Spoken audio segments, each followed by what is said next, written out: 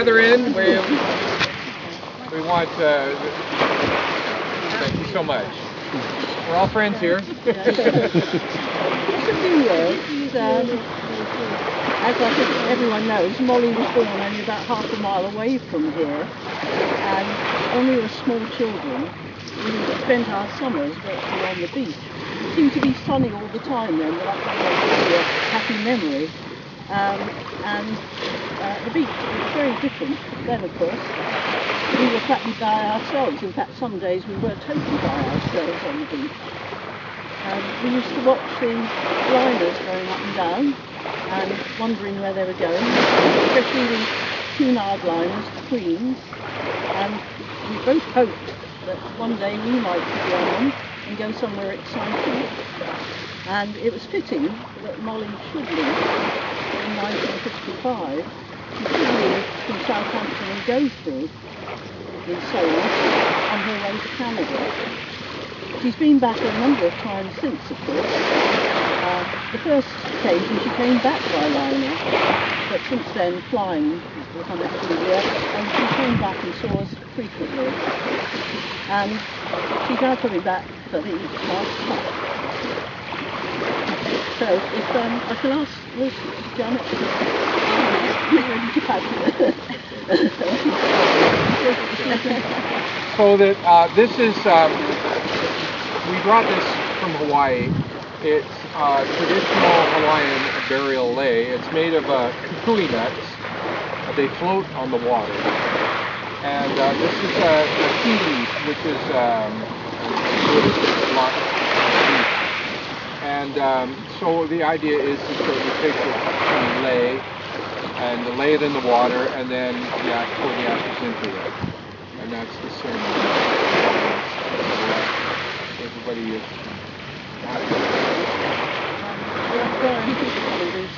Pardon me? Oh, Brian. Oh, lovely, Brian.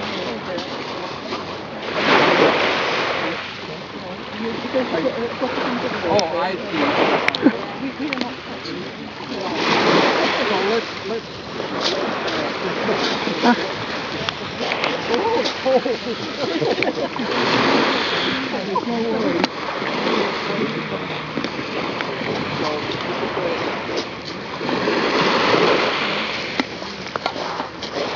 come in. Oh, she's going to be able to make it. Yeah. Why don't we just let's punch it a bit, put it on the shore. I'm sure it'll be all right.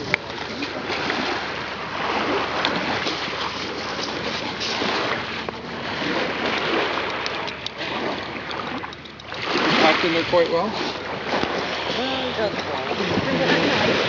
Okay.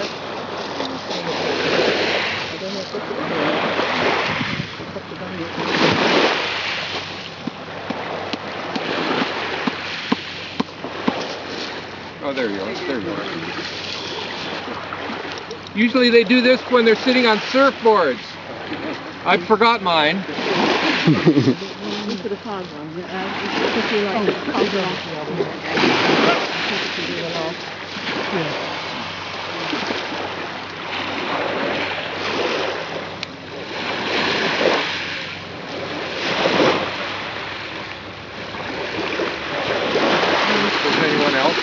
Is there anyone else? Anyone else?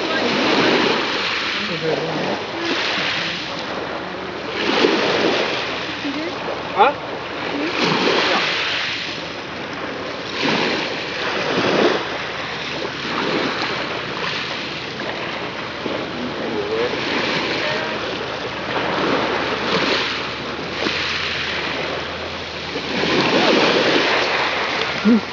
And this jug is we brought from Canada. This was Mom's favorite jug. She used to put her flowers in it.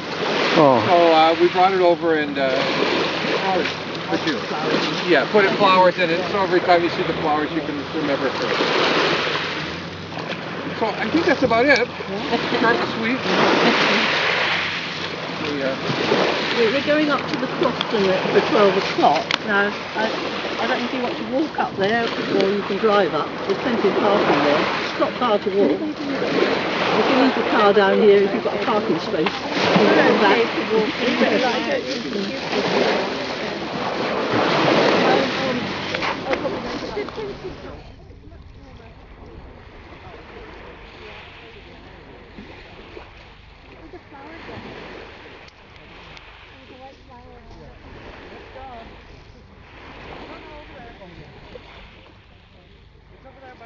So is the lock still on?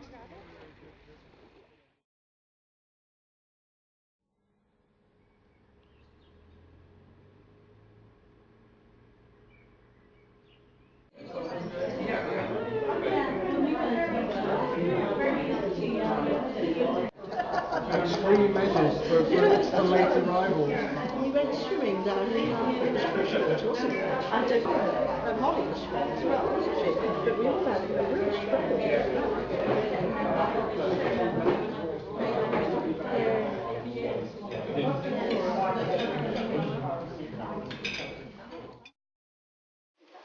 Molly about the fact that we walked to school in the morning at the age of 5. It was about a mile and a half, I think, Brian, wasn't it? Yeah. Around there. And everyone did the same. Some walked further than we did. Molly in school, I gather from what our parents said, right from the word go, they were told she was a scholarship girl. And sure enough, at the age of 11, she won what was called then a Hampshire County Junior Scholarship, which gave her access to grammar school education. And she went to Purbrook Park School. This was during the war, and the actual examination she took was interrupted by air raids, so they all had to leave the hall and go into shelters and then go back later, in absolute silence, of course. They then finished the examination, which was a day's exam. She passed with flying colours, went off to grammar school, and they put her into the class which was a year older than her age. And she went on and then did what we called school certificate, later becoming O-levels and then GCSEs, and she did extremely well at those as well, too. She was particularly good at science subjects, always an inquiring mind, and decided to take up pharmacy as a career. And she then became a trainee pharmacist with Boots the chemist in Gosport. Boots had a very good system, which meant that she learned in the pharmacy itself, practically, but she was given time every day to study in a room behind the shop, and she did, I suppose, what we term a correspondence course with Boots in Nottingham, and every so often going back up there to do exams. After she married, she had to stop work, because, believe it or not, young people, at that time, if you were a married woman, you couldn't be employed by Boots. You immediately were discharged as soon as you married. And this was very common in most of the large firms. So there were very few married women working at that time, the end of the 40s and the early 50s. But she later married and had to stop work and became a housewife and a mother with Ron, who was in the Fleet Air Arm, until she went to Canada. And she set off for Canada, as I said earlier, on a ship from Southampton. When she was in Canada, she later decided she wanted to become a teacher, and she went to the University of British Columbia and got a degree and qualified to become a primary school teacher, and she did that until she retired. She was very, very happy in her job, I know, loved it. She also, her marriage failed with Ron, and she then later married Carl, who she met through her teaching, in fact, because he was attached to the school with the school bus service, and lived very happily with Carl until he died 3 years ago. They were very adventurous after they retired, and she travelled all over North America, as well as Australia, New Zealand, Europe, and here, of course. And she lived a very full and adventurous life. And although her death was obviously a terrible shock to all of us, particularly me, because I've been speaking to her only 6 days before she died, and she was talking about planning a trip across Canada by rail with friends this summer. It was a terrible shock, but at the same time, we're very grateful that she spent all her life very actively, and she was never someone who got old and couldn't do things. And for that we must be grateful, and I'm sure that that's what she wanted. So thank you everyone for coming today. She would love to have been here too, I know, and meet up with everyone again. But we'd like to remember her as she was. Thank you. Well done.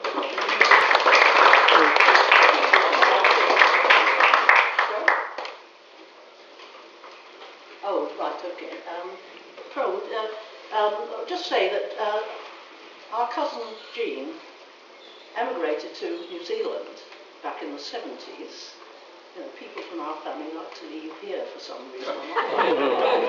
And she has sent an email which her sister Pearl is going to read for us. You know, my name's Pearl, and I've just written at the top of Jean's email, my elder sister Jean, who lives in New Zealand and cannot be here today, has sent some memories of Molly that she'd like me to read. Titled Molly, a dearly loved cousin. As cousins, we were always close, especially so as our birthdays were on the same day. There were a few years between us, of course, but we always remembered the date. When I was growing up, I remember Molly as the elder sister of June and Brian. When Molly married Ron and they started a family, I was sometimes asked to babysit. I was around 14 at the time, and it used to make me feel very grown up. I can vaguely remember when Molly and Ron made the decision to go and live in Canada, such a long way away in those days. A few years ago, we had the pleasure of Molly and Carl, Molly's second husband, coming to stay with us. It was so lovely for Molly and I to sit down and reminisce about our younger years. And we had a lovely time showing them round our adopted country. Later, we in turn were able to visit Canada and we spent time with them. Whilst we were there, we met Stephen Dawn, Molly's son, and his wife. We also met Carl's lovely family, and they all made us feel so very welcome. We had only intended to stay for a few days, but Molly and Carl had other plans, and they took us on a lovely trip. The holiday stretched to 3 weeks, and we will always treasure the time we spent together. We will all miss her and the happy times we spent together, treasuring special memories. My thoughts are with you all today. Families are very special regardless of the miles between us. All my love to all of you, Jean.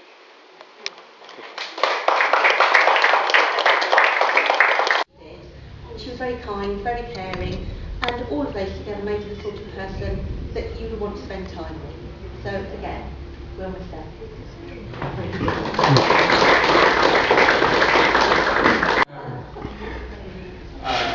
I've been,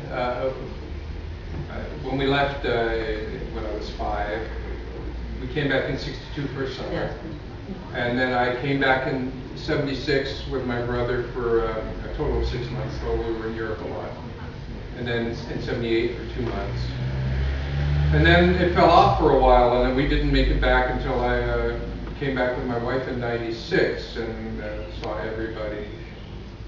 And when I came back in '96, it was quite strange because see Michael, and it was like, well, hi Michael, how's it going? You know, and Janet, you know, it was just the thing that Jean said about the distance, that the family transcends distance like that. It's just so totally true and so wonderful that I'm here now, and we're all older, of course, but we're still all connected, and we still all feel that, you know, the family thing. And I think it's just marvelous. I'm so thankful that I'm able to be a part of this group of people that are here today, and that's really all I can say. It's just, and that's all, of course, because Molly was my mom. You know, and of course I've been benefited tremendously from having a person of that quality as my parent. I mean,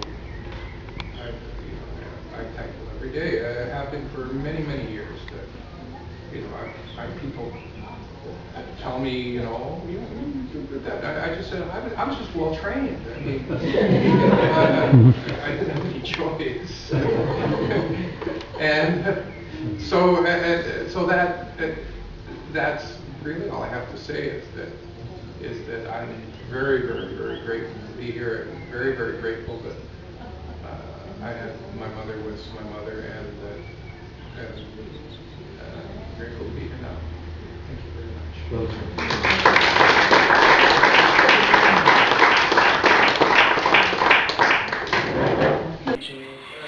Anyway, I'm not very good with words, but yeah, like Molly was my whole life outside of my home in Hawaii. I mean, I had two homes. I had my summer home, which was in Poco, with Carl and Molly. Vancouver, yeah. Yeah, and that was my home away from home. I had quite a few friends from there. I got to know some of my current friends who I'm very close with, thanks to Grandma bringing me out there. And I'll always remember the chocolate cookies, like, and yeah, they were just, I don't know if I'll ever taste anything that good ever again. They were the thing I always looked forward to when I was going over, and every time I went over there, I'd always know where they'd be. Mom would either be in her garden, tending to her crop, or Carl would always be in the garage working on some miscellaneous things. I had no clue what he would be talking about half the time. And I actually would eat a few carrots from the garden, I think. And they were quite good. I mean, granted, back then I didn't like carrots, but I ate them anyway. And honestly, I'm going to miss them very much. They were great people, and I'm going to miss the house, the neighborhood that I would always bike along the trails. Yeah, I'm going to miss all of that. It was a huge part of my childhood that's now gone, but yeah, that's life. So yeah. On a more mundane note, is anyone still feeling hungry?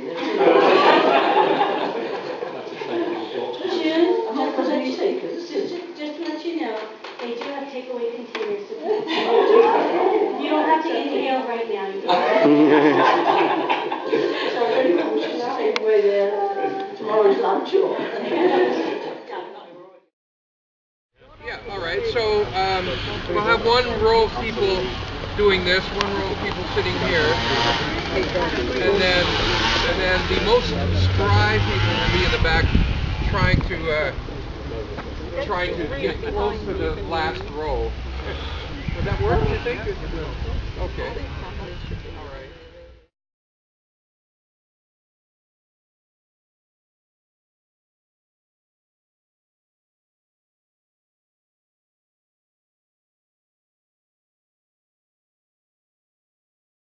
Yeah, get into it! Get into it! Faster! Only faster, I think I'll break it. Don't break it! No, you didn't see how Karen's skirts goes much faster. Good. Yay! Don't want to be harsh. Don't want to be harsh. He doesn't want to be like harsh. This is a bit wonky, we're doing it in the wrong way. We're going quite forward and we're together. I'm trying to catch you in the middle of it. I've got Julie's legs up in the air and you right in the back of it. Oh look, synchronised. That's it, that's what you want, synchronised. Yeah. Now you can have your discussion about things. About matters of the day. I bet you Molly would be up here with us. I'm sure she would. Laughing up there, don't you? Yeah, definitely. Yeah, absolutely. Sure. Hi Molly. Join us. Lion, we never went there. I know, we're really proud now. Oh. What will be, won't it? So you're making do with this, with the swings? Yeah. Yeah. Closer to fly, won't it? Yeah. This is as close to Canada as you're ever going to get. No, I think so. Oh, I hope so. Because if that's your time, you wouldn't go anywhere. That's right. It's also better to go from there. Because it's final. You're not going to know much about it. No. There you Go on, go a bit higher now. I can't get any higher. We could tell the Canadians this is a tradition. Yeah, absolutely. Absolutely, after each memorial service it's very important to go on the swings. I have the judge then. Oh dear. I told you it wasn't very safe. Land down.